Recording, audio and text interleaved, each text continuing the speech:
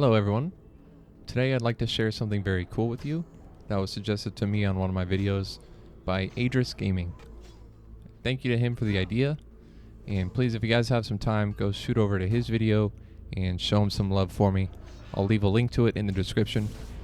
Once again, thank you Aedris. Hope you're doing well, man. So as you can see, we're in Shadowmoon Valley in the popular farming location called the Ruins of Bari, which is generally a great place to AOE farm because the mobs don't have any ranged attacks and they don't cast any spells. So it's very easy to gather them together and get them down for some decent loot. This also makes it an ideal place for prot paladins to farm because we can make use of our high avoidance without having to worry about ranged attackers or spells. The idea behind the farm is very simple.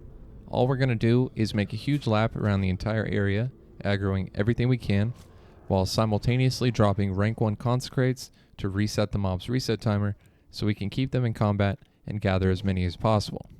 Here's an example of what your pathing might look like, with the green X being the starting point, the yellow X being where you would pop your first Colossus trinket to heal back up. Your pink X here is going to be the optional bubble point. You can use this to bubble if you messed up somewhere along the way and you need to heal up or group the mobs better. And then the red X is going to be your kill spot, where you will end the pull and loot everything up. Another thing I recommend while doing this pull is keeping up your Seal of Wisdom, so that when you're running around aggroing these mobs, you can get a few melee hits off to restore some of that mana that you've been losing from spamming Consecrate. I also highly recommend that you do not travel in a straight line where your back is turned towards the mobs, because you'll take way more damage than you need to, and it's a lot better to actually strafe to the right or left so that your character can still dodge, block, and parry, and that way you don't drop down too quickly when you have all these mobs chasing you.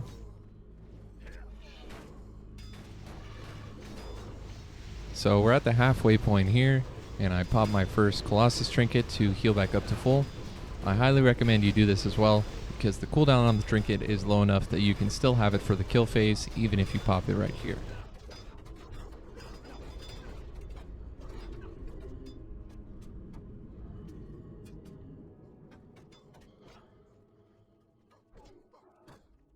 If you ever see your group splitting up like this, you'll want to try and get them grouped up as quickly as possible and then drop your consecration afterwards, because if you drop your consecration too early and half the mobs don't run through it, then those mobs will most likely reset and you're going to be missing about half of your pulls. So make sure, if they ever split apart like that, just to group them back up quickly and then drop a consecration to reset their timer.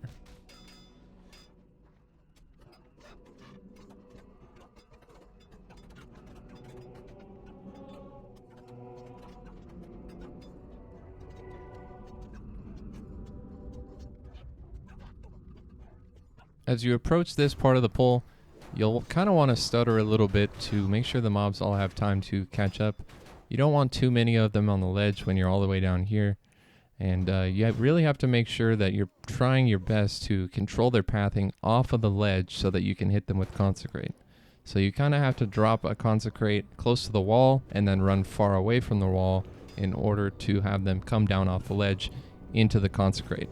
That part can take a little bit of practice, but once you get it down, then your pull is pretty much complete.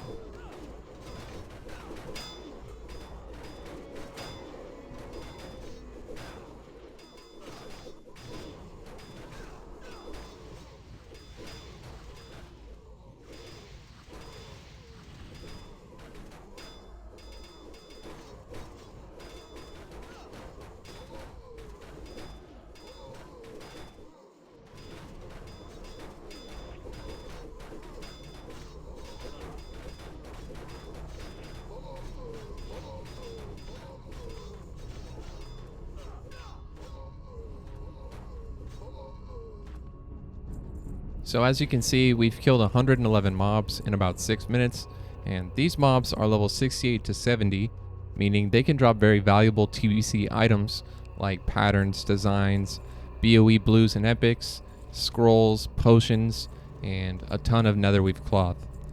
So it's a very nice farm. It's a big difference from Stratholme, where you just kind of vendor everything. You can really get some nice stuff from here, as long as you're lucky, of course. After you've done the entire pull, I recommend waiting a few minutes for everything to respawn before you do another circuit, just to make the best use of your time, because you don't want to do a bunch of smaller 60 mob pulls. You probably prefer to do just one 110 to 120 mob pull instead. Other than that, guys, that's pretty much all there is to it. I really hope you enjoyed the video. Please thumbs up and subscribe, and I'll see ya in the next one. Peace.